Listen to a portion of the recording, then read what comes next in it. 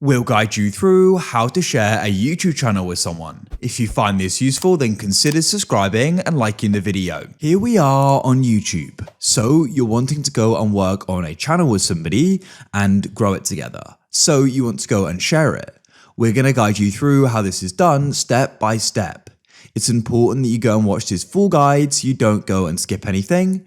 Otherwise, you may go and miss an important part of this guide.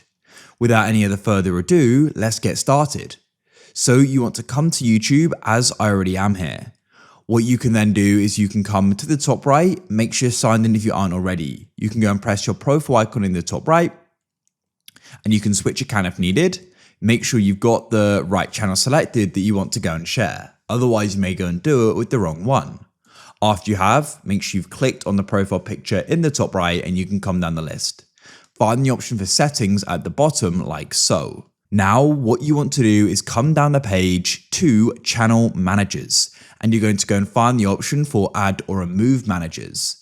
So a manager can be another owner of the channel who we can go and share it with. So you can go and press add or remove managers. Here it says change roles, invite and remove users. So we can go invite a user who you want to go and share it with. So press manage permissions. Then what you can do is I need to go and verify that it's me in this case. Let me do that on my device. We can go and press manage permissions again.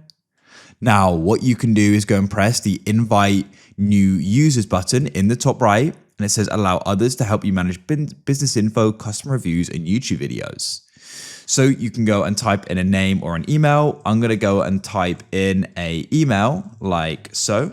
I've got them saved as GuideRealm 2 in my contacts. You may not have them saved, doesn't matter, so I can select them. And what you can do is go and choose a role. So for the most permissions, you can go and give them owner, the manager, and communications manager. I'd usually go between owner and manager. Because I'm sharing this with them, I'm going to make them owner.